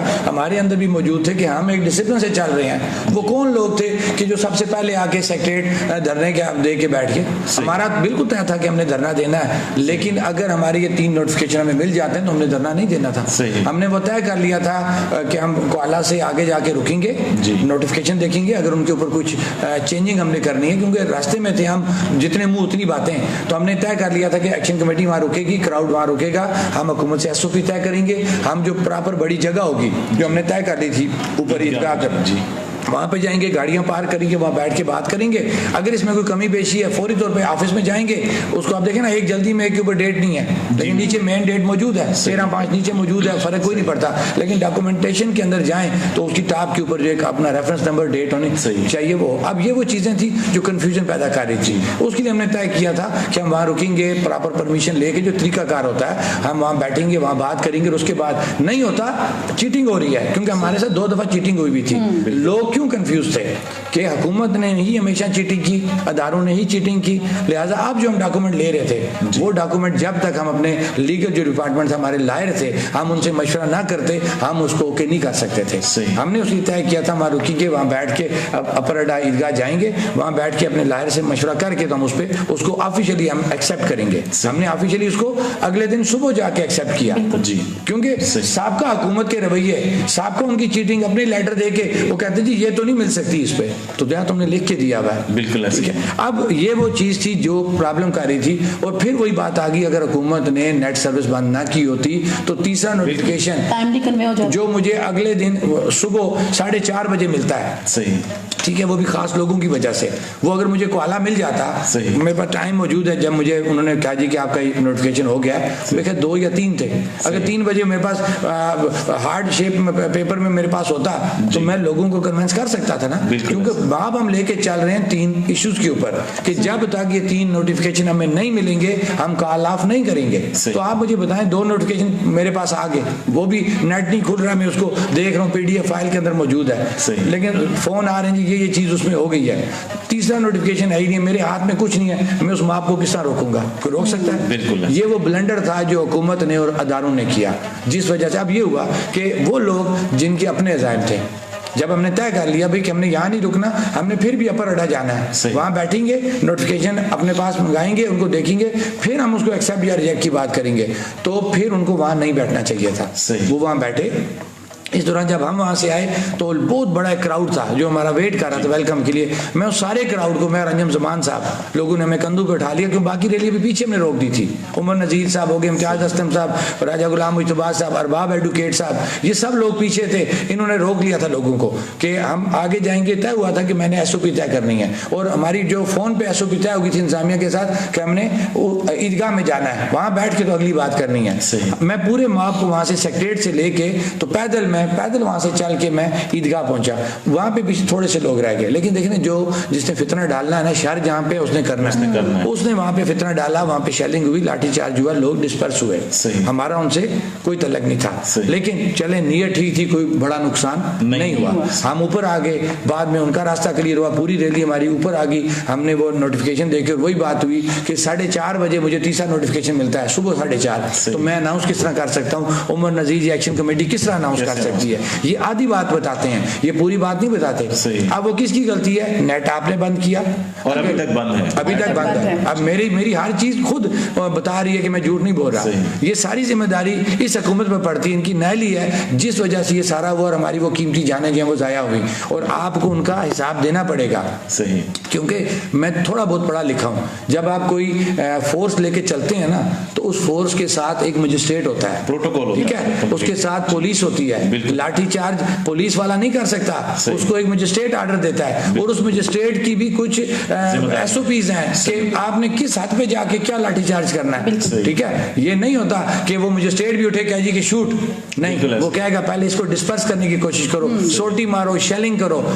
शूट तो बड़ी इंतहा का कदम है। पूछा जाएगा, जब बैठेंगे ना इनको जवाब देना पड़ेगा। हम अपने ये शोधा को लावारिस नहीं छोड़ेंगे, उनकी जान इस तहरीक में गई है, वो इस तहरीक शुहदा है, हम उनको, उनकी फैमिली को ऑन रिकॉर्ड में बता रहा हूँ कि हम उनको अकेला नहीं छोड़ेंगे, हम आपके साथ हैं। वो उनका खून रायगा नहीं जाएगा, बेशक वो चले गए, लेकिन एक बात याद रखें कि वो अमर हो गए हैं कि उनके खून ने इस आज़ाद कश्मीर की आवाम के लिए बहुत कुछ ले आई है। लेकिन अब बात जो करूंगा कि जब हमने उस चीज़ को एड्रेस करना है तो उनको भी जवाब देना पड़ेगा, भाई क्या था ऐसा कि आपने ये काम कर दिया और क्यों ऐसा किया, क्यों अच्छा। इसमें तो सबसे अहम बात ये थी कि जब ये तो बॉर्डर पे खड़े थे उस तरफ भी, और इनको जब आपका नोटिफिकेशन जारी हो गया तो इनको एंट्री क्यों दी गई? इनको तो बता दिया जाता कि आप वापस चले जाएं, मामला तय हो चुके हैं। बहरहाल ये बहुत सारे सवाल हैं जो उठते हैं। हम चूंकि 10 बजे खबरें होती हैं रेडियो पाकिस्तान से, और हमारा दूसरा चैनल जो है वो FM 93 मुजफ्फराबाद से आप खबरें भी सुनेंगे, और उसके बाद हमारा अगला प्रोग्राम सजरी सवेर आप सुनेंगे radio Azad Kashmir radio Muzaffarabad FM 93 पे। यहाँ पर फेसबुक पे अभी कुछ गुफ्तगू इनसे बाकी है क्योंकि बहुत सारी बातें हो रही हैं और लोग बहुत सारे सवालात कर रहे हैं, वो भी हम पूछेंगे। तो शौकत नवाज साहब से फेसबुक पे आप ये प्रोग्राम देखते रहेंगे। तो शौकत साहब, अब जो सूरत हाल है, अब अल्हम्दुलिल्लाह आज शहर जो है वो मुजफ्फराबाद शहर ओपन हो चुका है, और दफातर भी ओपन है, स्कूल भी ओपन है, और इस सारे निज़ाम को जो है उसका ये कामयाबी का सहरा इनके सर जाता है। कोई लम्हात ऐसे भी आए होंगे जब आपके मुज़ाकरात हो रहे हैं, जब उन्होंने ये आपको ऑफर की होगी कि भाई पैसे ले लें, साइड पे हो जाएं, या फिर आप ये जो प्रोडक्शन कास्ट है इससे थोड़ा सा ज्यादा कर लें, ये पूरा नहीं पड़ता, या कुछ ऐसा कि बीच का कोई रास्ता निकालने के लिए कोई ऑफरें की होगी। हमने लास्ट पे जब आखिरी रात हमने सुना कि जनाब मुज़ाकरात कामयाब नहीं हुए, तो मुझसे किसी ने पूछा कि क्या वजह हुई होगी, तो मैंने कहा कि जनाब वो अपनी जो मकसद है उससे पीछे नहीं हटे, उससे पीछे हटने का मकसद था मुज़ाकरात कामयाब होते। तो कुछ ऐसा हुआ होगा आपको ऑफर्स या इस तरह की चीजें जो हैं? सर देखिए, बंदे को बात सच्ची करनी चाहिए। अल्हम्दुलिल्लाह जो लोग हमारे साथ बैठे हुए थे, जिम्मेदार लोग थे, किसी ने कोई ऑफर नहीं की। खुदा वास्ते की बात है, हम उठे यहाँ पे, यानी वो नेक नीयती से आप वो भी वो नेक नीति से ना होते सर, बहुत बड़ा तूफान आ जाना था इस रियासत के अंदर। वो नेक नीयत लोग थे जो हमारे साथ बैठे, मैं लड़ूंगा, सब कुछ करूंगा, लेकिन मेरी एक आदत है कि जो सच्ची बात है वो मैं कहूंगा। चीफ सेक्रेटरी आज़ाद कश्मीर को उसका क्रेडिट जाता है, उसके साथ जो 2 जिम्मेदारान थे, हमारे अच्छे अदारों के जिम्मेदारान थे, उनको इस चीज़ का क्रेडिट जाता है। हमारी हार्ट टाक हुई है, बहुत कुछ हुआ है, लेकिन उन्होंने बड़े मुदब्बराना अंदाज में उस चीज़ को टैकल किया। हम ये क्या नहीं जी हमें ऑफर हुई, ऐसी बात कतन अल्फन कह रहा हूँ, कोई ऐसी बात नहीं है। वो भी नेक नियत थे, हम भी नेक नियत थे। हाँ, इन दोनों साइडों पे अगर कोई बेईमान बंदा होता तो ये वो खुद ये रास्ता बनाता। अल्हम्दुलिल्लाह दोनों तरफ से अच्छे लोग बैठे थे और कोई ऐसी बात नहीं थी। डिले जरूर हुआ, तहरी बात है, इसके अंदर एक पैसे की इन्वॉल्वमेंट थी, सब्सिडी होनी थी, वो सारी चीज़ें अदारों ने मैनेज करनी थी, देखना था। और मैं फिर वज़ीर आज़म पाकिस्तान का शुक्रिया अदा करूँगा और अदारों का शुक्रिया अदा करूँगा कि जब मामले की संगीनी देखी गई तो फौरी तौर पे अगले दिन जो है ना उन्होंने अनाउंस कर दिया एक जो पैकेज। जी बिल्कुल, ये उस वक्त की नज़ाकत यही कहती थी कि इसको फौरी तौर पे जो एक प्रेशर बना हुआ है, इसको बजाय ब्लास्ट होने के इसको रिलीज किया जाए। तो वो अदारों का शुक्रिया अदा करूँगा, उन मेहरबानों का जो हमारे साथ बैठे कि उन्होंने फौरी तौर पर उसको आगे कन्वे किया और वज़ीर आज़म पाकिस्तान ने जो ही अनाउंस किया तो ये प्रेशर हमारा थोड़ा रिलीज, हमारे ऊपर से भी, अवाम के ऊपर से भी। अच्छा, ये बताइएगा कि ये जो रेट्स आए हैं उसके बाद, चाहे वो आटे के हैं या बिजली के जो निर्ख हैं, तो इससे भी बार्गेनिंग हुई है इन रेट्स पे? बार्गेनिंग हमारी सब चीज़ भी हुई है इसमें, देखिए ना, वो बार्गेनिंग बगैर लालच की थी। हमारा टारगेट था गिलगित बल्तिस्तान के बराबर, मैं आज भी ये बात कहूँगा। लेकिन जब हमने चीज़ें देखी कि भाई नहीं, कुछ हमारी तरफ भी कुछ लोग ऐसे हैं जिनके और मकसद हैं, उनका मकसद आटा नहीं है, सही, उनके कुछ और टारगेट्स हैं, तो हम भी दिमाग रखते हैं, हमने इसको एक लाइन पे रखा। अल्हम्दुलिल्लाह आज ये स्टेप ले लिया, आगे मजीद दूसरा स्टेप हो जाएगा, तो हमने एक बहुत बड़ी कामयाबी ली है। बिल्कुल, टोटली अनएक्सपेक्टेड था ये। जी अच्छा शौकत नवाज साहब, अब आगे बढ़ते हैं और अब आ गया है जनाब की बिजली के रेट भी कम हो गए हैं, आटा भी कम हो गया है, मराहत कौन सी हैं वो जानना चाहेंगे जिस पे आप खड़े हुए थे, जो अशराफिया को मराहत मिल रही है। और ये मुझे भी नहीं मालूम था, बहुत सारी मराहत मुझे, वो कहते हैं ना कि कौम को शऊर दिया जाता है, तो वो कौन सी मराहत हैं आज़ाद कश्मीर के अंदर जो अशराफिया को मिल रही हैं जिसपे ये लोग जो हैं वो अड़े रहे हैं? तीसरा, अगर आप ये कहते हैं कि आटा सस्ता कर दें, चीनी सस्ता कर दें, पेट्रोल सस्ता कर दें, दालें सस्ता कर दें, अशिया खुर्दनोश सस्ता कर दें, तो हम समझते हैं कि ये एक आम दिमाग है और वो सोच रहा है कि ठीक है जी ये चीज़ें सस्ती होनी चाहिए। इससे हट के एक जो था कि जी अशराफिया की जो मराहत हैं, सहूलियात जो दी जाती हैं, पहले तो वो बताएं, फिर ये इस पे आप क्यों अड़े रहे? देखें, सबसे पहली बात ये कि कोई माशरा तब तरक्की करता है कि जब उसके अंदर इंसाफ हो, इक्वालिटी हो। बिल्कुल। आप मुझे बताएं कि एक गरीब का बच्चा पैदल चल रहा है और फटे हुए उसके जूते हैं, चाहे जिस भी हाल में है, वो अपने स्कूल में जा रहा है। चलें जी, हम सरकारी स्कूल को छोड़ दें, हम एक प्राइवेट स्कूल को डिस्कस करते हैं। एक आम बंदा जो मजदूरी करके, या मैं कह रहा हूँ कि वो नॉन गजेटेड लेवल पे वो जॉब कर रहा है, वो उसका बच्चा भी उस प्राइवेट स्कूल में है और वो रिक्शे में या बाइक पे अपने बच्चे को वहां उतारता है और एक बहुत बड़ी प्राडो आती है, ठीक है, वो हमारे 18वें स्केल 19वें स्केल का एक ब्यूरोक्रेट है या मिनिस्टर साहब हैं कोई, उनकी बड़ी गाड़ी आती है और एक आम बच्चा, मेरा बच्चा या आपका बच्चा, वो एक रिक्शे से उतरता है, मोटरसाइकिल से उतरता है। आप क्या तासर देंगे? वो दो बच्चे किस तरह इक्वल हो सकते हैं? स्कूल एक है, उनकी दरवाजे पे ही उतरने में आपने साबित कर दिया भाई तुम नीच हो, फर्क है, मैं अपर हैंड हूँ। अब फर्क क्या है कि जब आपके कानून में लिखा हुआ है 1300 सीसी गाड़ी, किधर है 1300 सीसी गाड़ी? छोड़े बाकी चीजों को छोड़े, बिल्कुल 1300 सीसी गाड़ी का जवाब हमें दे दें। चल रही है गाड़ियां, वो भी 2-2 3-3 4-4 डबल ट्रिपल। ये पहली बात मैं बता दी जो उन्होंने तय की हुई चीज है। सही। बाकी तो हम डिमांड कर रहे हैं ना, गलत भी हो सकती हैं, जिनकी तुक ही नहीं बनती ऐसी भी बात कर सकते हैं। तो मराद की कोई लिस्ट भी है कि ये खत्म होनी चाहिए? देखें, अब कुछ चीजें ऐसी होती हैं जो आपकी सर्विसेज के अंदर है। कोई एक बंदा जब जॉब करता है ना, कोई कॉन्ट्रैक्ट साइन करता है, सही, उसको गवर्नमेंट उससे कुछ सर्विसेज लेती है, उसके बदले उसको कुछ देती है। कुछ चीजें आपकी लीगलाइज हैं, उनको तो हम कुछ एक्ट से बनती हैं, कुछ असेंबली के रूल्स हैं, आपको वहां से करने पड़ते हैं। उस हिसाब से कुछ आप बैठ के जो है ना मौका मुनासिबत से आप कुछ आर्डर्स जारी करते हैं। अब ऐसी स्पेशल सर्विसेज या ऐसे आर्डर्स जो आपके उस सर्विस रूल से हट के हैं तो वो आपको खत्म करनी पड़ेंगी। अब उसमें फ्री बिजली आप अगर किसी को दे रहे हैं, ठीक है, आप पेट्रोल किसी को फालतू दे रहे हैं, और मैं बल्कि मजे की बात बताऊं कि उस दिन मुझे तवक्का नहीं थी, राजा सदाकत साहब का नाम लूंगा कि उन्होंने गवर्नमेंट से सवाल किया यही कि भाई आप ये बताएं ना, आप क्यों इस तरह कर रहे हैं, आप क्यों लोगों को फालतू चीजें दे रहे हैं, आप हमसे शुरू करें। उन्होंने क्या कहा कि आप हमसे शुरू करें, और उन्होंने कहा जी आप बताएं क्यों चीफ जस्टिस सुप्रीम कोर्ट हैं, रिटायर हो गए हुए हैं, किसी का उन्होंने नाम नहीं दिया, उनको आपने स्टेनोग्राफर दिया हुआ है। सही, आप बात समझें कि ये चीजें खत्म करें, ये यहाँ पे सर्विस मत करें। मेरे मुझे कोई डर नहीं, मैं पब्लिक के अंदर हूँ। ये वो चीज़ है जो फर्क डाल रही है, इन चीज़ों को ख़त्म करना पड़ेगा।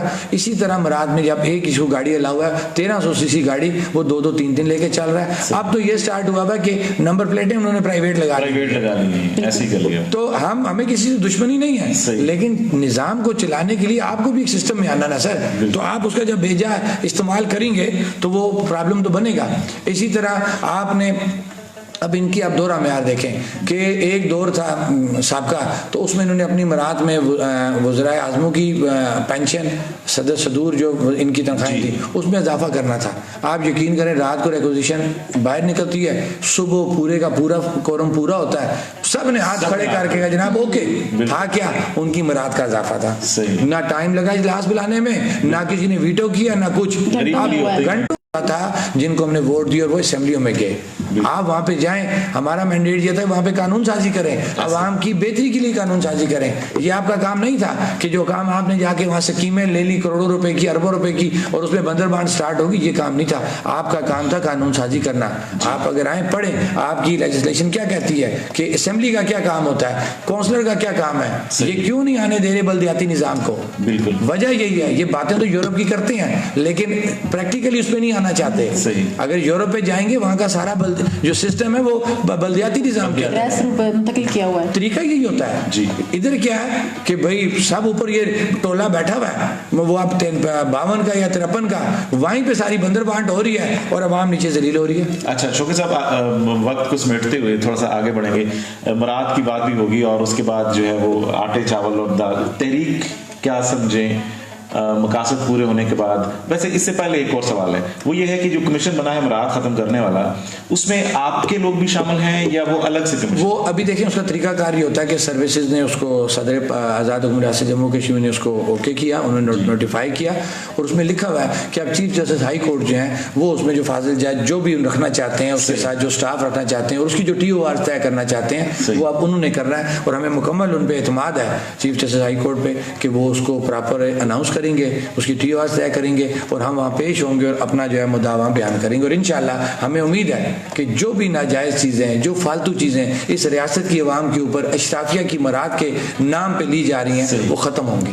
अच्छा जी आप ताहिर साहब प्लीज। अच्छा, मैं ये सवाल जो रह गया था बीच में कि तहरीक जो है वो अब ज़ाहिर मकासद तकरीबन हाल हो चुके हैं, आपकी मंजिल पे आप पहुंच चुके हैं, तो ख़त्म समझें या इसके मकासद जो हैं वो इनको साथ लेके और बढ़ेंगे? मैं आज एक मज़े की बात बताऊँ। जी हो सकता है मेरी एक्शन कमेटी के लोग भी मेरी इस बात से एग्री ना करें। सही। मेरी जो ज़ाती राय है, मेरी आदत है कि मेरे अंदर जो चीज़ होती है मैं बाहर निकाल देता हूँ। सही। उसका नेगेटिव इम्पैक्ट बाद में पड़े या पॉजिटिव पड़े। मैं कश्मीरी हूँ, सही, मेरी रियासत है तो मैं हूँ, मेरी शनाख्त है तो मैं हूँ। मेरा ये प्लेटफार्म मुझे ज़िंदगी में अगर अपनी शनाख्त के लिए इस्तेमाल करना पड़ा तो मैं ज़रूर करूँगा। मैं अपनी शनाख्त पे कोई कंप्रोमाइज़ नहीं करूँगा। मेरी एक्शन कमेटी जो है इस आर्जी काम के लिए बनी थी, वो कंप्लीट हो गया, लेकिन हमने लोगों को जो शऊर दे दिया है वो शऊर ऐसा है कि मैं अपनी शनाख्त पे कोई कंप्रोमाइज़ नहीं करूँगा। मेरी शनाख्त रहेगी और इंशाल्लाह मैं उसका पहरा दूँगा। ठीक। अच्छा, आपके जो ये मुतालबात पूरे हुए हैं जो आवाम के लिए थे, जो आपका एजेंडा था, वो 3 जो मुतालबात हैं वो तरजीही मुतालबात थे, लेकिन उसके अलावा भी हमने देखे हैं कि वो भी आपकी ये पूरे एक लाइन थी एक एजेंडा में उसमें जी। मुतालबात की, तो उनकी क्या नौयत है? उनमें से हमारा एक ऐसा इशू है सर कि जिसके लिए अभी फौरी तौर पे, क्योंकि जिन लोगों के साथ हम बैठे हैं हमें उन पर एतमाद है। ये सवाल मैंने उस वक्त वहाँ किया था, उन्होंने कहा आज हमारे साथ बैठ गए हो ना, 2 से 3 दिन में अगर 23 अरब रुपए आ सकता है क्योंकि आप लोगों की बात जायज़ थी तो आ गया, ये चीज़ें भी हल होंगी। अब उसमें क्या है, एक चीज़ ऐसी है जिसके लिए असेंबली का सेशन एक होना है, वो है प्रॉपर्टी टैक्स में कमी। एग्जैक्टली। बाकी तमाम चीज़ें आपके एग्जीक्यूटिव आर्डर से फाइनल होनी है, ठीक है। तो उसके लिए फौरी तौर पे जो असेंबली इजलास होगा उसके अंदर बिल पेश होगा। हमारे साथ तय हुआ है KPK या पंजाब तर्ज पे जो आपका बनता है प्रॉपर्टी, देखिए सर जुल्म है, लाख रुपए की बंदा मैं और आप प्रॉपर्टी का लेन देन कर रहे हैं तो 30 से 35 हज़ार रुपये टैक्स है, तो वो मानी गई चीज़ है और इंशाल्लाह वो जो ही पहला इजलास होगा उसके अंदर वो फाइनल हो जाएगा। अच्छा, मैं वापस एक चीज़ रहेगी सर, सारी क्योंकि मैं अपने तुलबा का जिक्र करूंगा कि उन्होंने हमारे साथ जान मारी, सही, और उसके अंदर तुलबा के इलेक्शन के वाले एक पॉइंट है, एग्री हो चुकी भी है, अब सिर्फ उसका तरीका कार तय करके उसको फाइनल करना है। इसी तरह हमारा जंगलात का एक इशू है, हमने किसी भी जगह पे हरे दरख्त को काटने की बात नहीं की, लोगों को ये चीज क्लियर होनी चाहिए। हमने ये कहा कि हरा दरख्त बिल्कुल जो पाबंदी वज़ीर आज़म ने लगाई है 110% दुरुस्त लगाई है और हम उसके साथ हैं। हाँ, ये हमने उसमें जरूर एक बात कही है कि आपकी लोकल इंडस्ट्री यहाँ मौजूद है। आप कश्मीर बैंक है कि हमारे ओवरसीज रेमिटेंस 400-500 अरब रुपए के करीब है, जो हमारे कश्मीर बैंक के अंदर नहीं है। पाकिस्तान की जो कमर्शियल बैंक है वो भी हमारे बैंक है, उनके अंदर है। तो जब हमारा कश्मीर बैंक शेड्यूल बैंक हो जाएगा ना सर, तो ये सारी चीजें, ये जब रेवेन्यू वहां पे आएगा तो उसे बहुत बड़ा जो है वो बूस्ट मिलेगा। तो इसी तरह कश्मीर बैंक का जब बात हुई तो हुकूमत ने 1 साल का टाइम मांगा, लेकिन उन्होंने वक्ती तौर पर उसको अपना करेंसी एक्सचेंज का लाइसेंस ले लिया। और इसी तरह मोबाइल सर्विसेज के वाले से उसमें बात थी, 8 अरब रुपया जो पेंडिंग पड़ा था वो भी हुकूमत आज़ाद कश्मीर को मिल गया। ये उसी तहरीक की वजह से मिला है। हमने खाली ये चीजें अचीव की कि हमने बहुत, और एक हमने उसमें बॉर्डर्स एरिया की बात की है कि मोबाइल सर्विस को आज़ाद कश्मीर के अंदर बेहतर किया जाए। उस दौरान हम PTA से भी मिले थे, अगर आपको याद हो, यहाँ के जो उनके सीनियर लोग हैं, हमने कहा नहीं, आप हमसे 4G के पैसे ले रहे हो तो आपको हमें 4G देना पड़ेगा। ये चीटिंग है, ये आपके पैकेज की चीटिंग है कि आप ले रहे, हमें बता रहे क्या हो ब्रोशर पे, आपका लिखा हुआ क्या आ रहा और सर्विस क्या है। ये वो चीजें हैं जो हमारे चार्टर ऑफ डिमांड में मौजूद हैं, ये सारी चीजें हम इनसे पूरी करवाएंगे। अच्छा, हमारे साथ तो प्रोग्राम में मौजूद हैं, आपका थोड़ा सा वक्त हम और लेंगे। एक तो ये कि बहुत सारे सवालात लोगों की तरफ से भी हैं जो आपके साथ चलते रहे हैं इस तरीक में, वो भी आपसे सवाल कर रहे हैं और मुख्तलिफ चीजें पूछना चाह रहे हैं।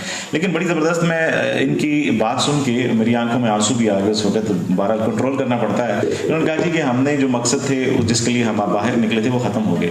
माओ तुम जब 1940 से 35 से आगे जब उनका लॉन्ग मार्च शुरू हुआ था तो 49 में जब चीन बन गया था तो इसी तरह लोग इकट्ठे हुए, तो उन्होंने कहा कि हमारा मकसद तो हल हो गया, मुल्क मिल गया, अब रेड आर्मी का क्या होगा। तो उन्होंने कहा कि ये रेड आर्मी जो है वो चीन की अब दिफाई फौज बनेगी। तो मैं ये नहीं कहता कि आप दिफाई फौज हैं, लेकिन मुतालबात बहुत सारे हैं और इसके बाद आने वाले चैलेंजेस बहुत सारे हैं। तो ये जो लोग हैं जिनको इकट्ठा किया है, इनको इकट्ठा ही रखने के लिए मेरी ये रिक्वेस्ट है, और मैं समझता हूँ कि शायद आवाम की भी होगी, कि आप सबको इकट्ठा रहना चाहिए। और बहुत अच्छा है कि आपने आवाम के लिए काम किया। अच्छा, आपके साथ लोग चले, वो जो मैंने कहा ना कि लोगों को आपने इकट्ठा रखना है, वो आपसे सवाल कर रहे हैं कि जो हमने आपके साथ खड़े होके अपने बिल नहीं दिए थे उनका क्या बनेगा, जो हमारे बकाया जा। जी बिल्कुल, जो हमारी वर्बल कुछ चीज़ें नोटिफिकेशन के अंदर नहीं आती, वर्बल चीज़ें हैं, उसमें हमारा ये तय हुआ है जी कि जो हमारा डोमेस्टिक पेंडिंग बिलात का इशू है, जो ये नया टैरिफ हमारा तय हुआ है, वो तमाम बिल, मैंने शुरू में क्यों कहा था कि हम चोरी के बिल को सपोर्ट नहीं करेंगे, ये वो वजह थी कि आज जो डोमेस्टिक बिल या कमर्शियल बिल पेंडिंग पड़ा हुआ है, उनके यूनिट दर्ज है ना हर महीने के, कि जी शौकत नवाज मीर का बिल है 50 यूनिट का, 100 यूनिट का, 200 यूनिट का, वो मौजूद रिकॉर्ड मौजूद है। अब जो डोमेस्टिक रिकॉर्ड ऑन रिकॉर्ड जो लोगों की बिलिंग है कंप्यूटराइज है, वो चीजें जो हमारी वर्बल तय हुई हैं कि हम इतना बड़ा सफर तय कर चुके हैं, किसी की वजह से मिसअंडरस्टैंडिंग ना हो। ये बड़ा अच्छा सवाल है जो मेरे लिए भी और अवाम के लिए भी, और इस MOU जो हमारा साइन हुआ है, वर्बल कह लें जिसको, कुछ चीज़ें तो रिटर्न आ गई हैं, कुछ हमारी वर्बल तय हुई हैं, उसके अंदर ये तय हुआ है कि जो डोमेस्टिक हमारा साबका बिलात हैं वो इस टैरिफ के मुताबिक कैलकुलेट होंगे और लोग उसको बिल देंगे। जो हमारा कमर्शियल पेंडिंग बिलात हैं उसका तमाम सरचार्ज खत्म होगा, फ्यूल एडजस्टमेंट चार्जेस उसके सारे खत्म होंगे, जो बकाया रकम होगी वो 2 साल के अंदर 24। अयूब खान साहब कहते हैं ग्रेट मीर साहब, चौधरी फारूक साहब कहते हैं माशाल्लाह हमारे कश्मीर के शहजादे हैं, हसीब साहब का मैसेज हमने पढ़ दिया, अलियास मोगल साहब कह रहे हैं जी लव यू, और इसी तरह अदनान कश्मीरी साहब कहते हैं जी अस्सलाम वालेकुम वरहमतुल्लाहि वबरकातुहू, सर आपकी टीम को सलाम और हम सब का आप हमारा फख्र हैं और हमारा वीर हैं शौकत नवाज मीर साहब और उनकी टीम को सलाम, अल्लाह पाक सलामत रखे। डॉक्टर इम्तियाज राजा साहब कह रहे हैं दी बेस्ट हैं जनाब शौकत साहब, सफ़ीर मोगल साहब कह रहे हैं जी माशाल्लाह, एम अलियास मोगल साहब हैं और लव यू कह रहे हैं। बहुत सारे लोग इस वक्त देख रहे हैं। अब मैं आऊंगा उस मुद्दे की तरफ शौकत साहब, एक शहीद हुआ पुलिस में और हमने पुलिस का किरदार ये देखा, आज़ाद कश्मीर पुलिस का, कि उस वक्त जब आपका जो ऑफिसर है उसको गोली लग जाती है तो जवाबी वो पूरे मॉब को ख़त्म कर सकते थे, एक भी गोली नहीं चली, सब्र और बर्दाश्त रहा और फिर उसको दफन किया गया और आप लोगों ने भी उनके साथ हमदर्दी का इजहार किया। आज आज़ाद कश्मीर पुलिस के लिए आप क्या कहना चाहेंगे? सर देखिए, मैं पहली बात है कि जो जान चली गई ना, मैंने जब उस भाई है मेरा छोटा, उम्र बहुत ही बेचारा यंग था, मैं सच्ची बात है मैंने मरना है, मैं उसका फेस नहीं देख सका। वो एक बहुत बड़ा हमारा सानिया हो गया है कि जो बच्चे चले गए या मेरा वो जो भाई जो पुलिस में था चला गया, हम उसका कोई मुतबादल नहीं दे सकते, उस माँ को उसका बेटा नहीं दे सकते, उस बीवी को उसका हस्बैंड नहीं दे सकते, बच्चों को उसका बाप नहीं दे सकते, बहन को उसका भाई नहीं दे सकते। ये वो चीज़ें थी जिसको हम रोकना चाह रहे थे। लेकिन फिर मैं ये कहूँगा हमारी इसमें गलती नहीं है, हम उसकी जान वापस ला सकते, लेकिन हम ये कहेंगे कि आइंदा हुकूमत, मैं अपना भी कहूँगा, हमें भी एहतियात करनी चाहिए ताकि किसी की जान ज़ाया ना हो। वो हमारे लिए वो शहीद है हमारा, ठीक है, वो सानिया बहुत बड़ा कि। और दूसरी बात जब कहूँगा, बिल्कुल आप ठीक कह रहे हैं कि पुलिस ने उस तरह फायर नहीं किया, ठीक है, हाँ हवाई फायरिंग हुई है कई जगह पे, इक्का दुक्का ऐसे वाक़यात हुए कि देखें ना, जब बहुत ज़्यादा पुरतशद्दद कई जगह वाक़यात हुए।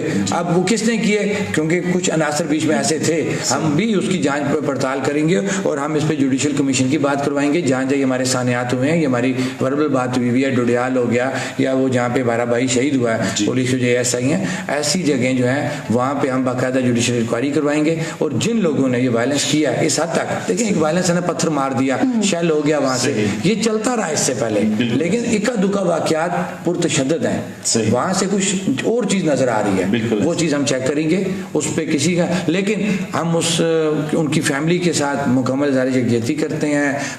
यकजहती क्या, मैं तो बोल रहा हूँ, उस माँ को इससे तो कुछ भी नहीं होना, उस बीवी को क्या होगा, उन बच्चों को हम क्या दे सकते हैं, लेकिन हम उससे ये सबक सीख सकते हैं कि हम दोनों जगहों को, मतलब फ्रंट पे बैक पे, मतलब हम एहतजाज करने वाले, एहतजाज रोकने वाले दोनों को देखना चाहिए, सोचना चाहिए कि हमें कोई ऐसा इकदाम नहीं करना चाहिए कि किसी की जान ज़ाया हो जाए। हमारा सारा प्रोग्राम जो है तकरीबन 2 घंटे से ज़्यादा हो गया, 2 घंटे का प्रोग्राम हो गया।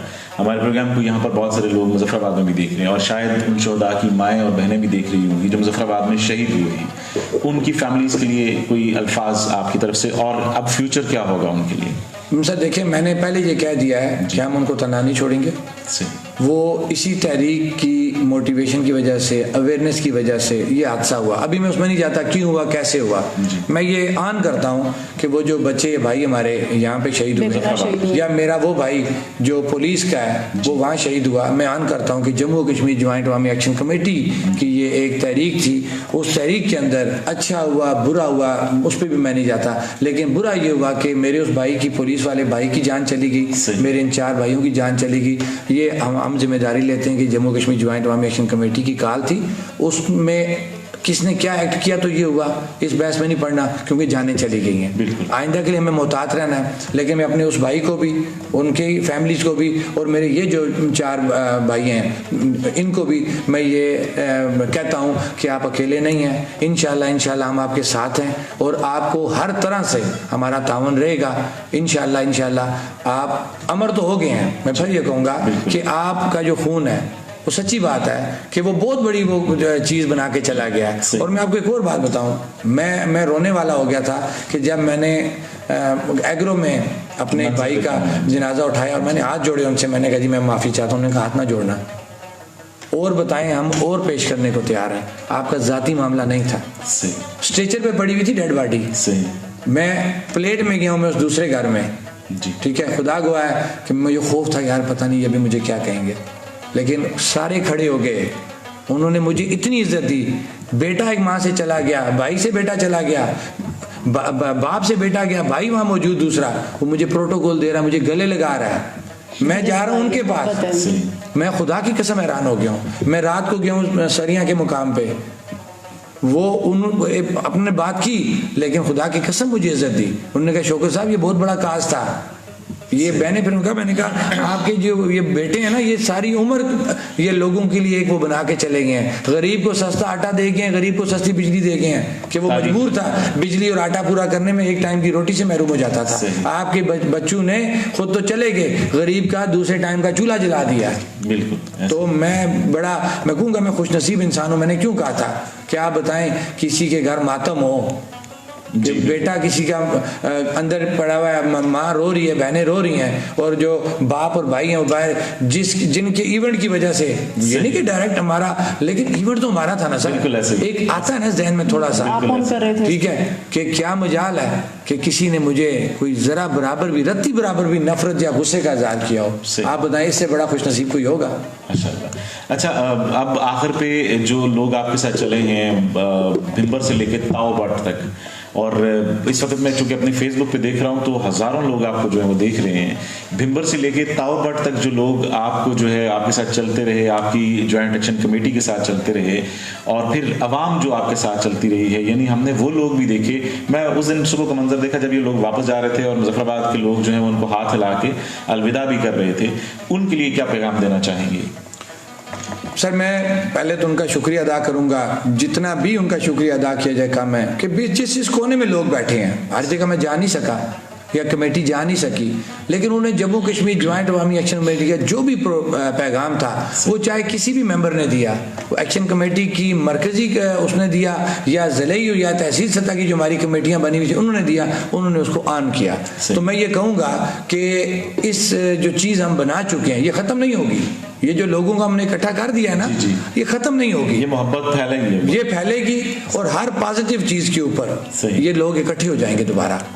और मेरी रिक्वेस्ट होगी अपने लोगों से कि इसके ऊपर इकट्ठे रहें, जहाँ कहीं रियासत के साथ, रियासती अवाम के साथ जहाँ प्रॉब्लम होता है, आप लोग इस पे इकट्ठे होकर पॉजिटिव अपनी एक्टिविटी जारी रखें। और सिर्फ एक आखिरी सवाल जाते जाते, और ये सवाल बहुत ज्यादा हुआ होगा इनसे जनाब के, सियासत में आने का इरादा है? ये पहले हमें करना चाहिए, लेकिन मैं लास्ट पे सिर्फ पूछ रहा हूँ। नहीं सर, ऐसी कोई बात नहीं है, ऐसी बात उसमें कोई नहीं है। अभी तक तो मैं एक ताजर हूँ, अपना काम कर रहा हूँ, और ये मेरा एक सोशल वर्क था, उस पर कर रहा हूँ। आगे चल के देखते हैं, बंदे को क्या पता मैं यहाँ से बाहर निकल सकता हूँ, तो मैं आपको अगला एडवांस सुना दूँ, आगे देखा जाएगा कि फ्यूचर में क्या है, लेकिन इस वक्त तक ऐसी बात नहीं। बहुत शुक्रिया शौकत नवाज साहब, आपने हमें प्रोग्राम में जो है वो तशरीफ लाए हैं, और वो तमाम चीज़ें जो हैं वो यकीनन हमारे तमाम देखने और सुनने वालों तक पहुँची होंगी। बहुत सारे सवालात थे और यकीनन वक्त बहुत बहुत कम है प्रोग्राम का, लेकिन बहुत सारे ऐसे सवाल जो जन्म लेते रहे इस पूरी तहरीक के दौरान, लोग एक दूसरे के साथ बात करते हुए भी झिझकते भी थे और फिर खुल के भी बात करते थे कि ऐसा हो सकता है, हुआ हो। और फिर ये है कि सबसे पहले जो है शौकत साहब ने भी यहाँ पर शुक्रिया अदा किया हुकूमत पाकिस्तान का और उन आला इदारों का, खासतौर से चीफ सेक्रेटरी आज़ाद कश्मीर का, वज़ीर आज़म पाकिस्तान का, कि जिन्होंने अगले ही लम्हों में इनके मुतालबात भी मंजूर कर लिए और आज़ाद कश्मीर जो है वो दोबारा से ओपन हुआ है। आज फिर ज़िंदगी रवां दवां है और खुशहाली इंशाल्लाह आएगी। और हम ये दुआ करते हैं इन तमाम ताजर बरादरी के जो दोस्त हैं और इनके साथ जितने भी थे, वकला बरादरी के थे, तुलबा थे और जो लोग भी इनके साथ शामिल थे, उन सबके लिए दुआ करते हैं कि अल्लाह उनको इस तारीखी लम्हात को अमर करने के हवाले से हम उनके लिए दुआ गो हैं कि अल्लाह उनको सलामत रखे और उनकी मुश्किलात आसान करे। बहुत शुक्रिया शौकत नवाज साहब, आप प्रोग्राम में तशरीफ लाए, आपका बहुत शुक्रिया। Thank you. और आज के प्रोग्राम से तवील प्रोग्राम था, आप सबका बहुत शुक्रिया। आप पाकिस्तान में थे, दुनिया भर में जहाँ जहाँ हमारे साथ मौजूद रहे, किसी भी जगह पर थे, आपने प्रोग्राम में शामिल हुए हैं और हमारे मेहमान के लिए नेक ख्वाहिशात का इजहार किया है, मोहब्बतों का इजहार किया है। और प्रोग्राम को शेयर कीजिए दोस्तों के साथ, और ताकि लोगों को ये पता चले कि ये तहरीक क्या थी। और फिर इसके साथ साथ आप कमेंट्स भी कर सकते हैं, इसके बाद भी हम आपके कमेंट्स के जवाब देने के लिए तैयार हैं। शौकत साहब भी जहाँ भी मौजूद होंगे हम उनसे रब्ता करके आपके कमेंट्स के जवाब लेंगे उनसे। आप कमेंट्स कर सकते हैं, शेयर कर सकते हैं अपने तमाम दोस्तों के साथ। आज हमारे साथ कैमरे पे मौजूद थे सगीर अहमद भट्टी, और हम शुक्रिया अदा करना चाहेंगे इसमें आज शौकत नवाज साहब के इस जो मेहमान के तौर पर आए। हमारी बहुत अच्छी जो हमारी कोलीग भी हैं आरिफा साहिबा, आरिफा महमूद साहिबा, उनका शुक्रिया अदा करना चाहेंगे कि उन्होंने खासा किरदार अदा किया क्योंकि बहुत मसरूफियत थी शौकत साहब की। और पैनल पे हमारे साथ मौजूद हैं बशारत मोल साहब। अब अगले प्रोग्राम तक के लिए ताहिर चुगताई और मोमिना अली को दीजिए इजाज़त। इंशाल्लाह आपसे फिर मुलाकात रहेगी इसी प्रोग्राम में, तब तक के लिए अल्लाह हाफिज़। अल्लाह हाफिज़।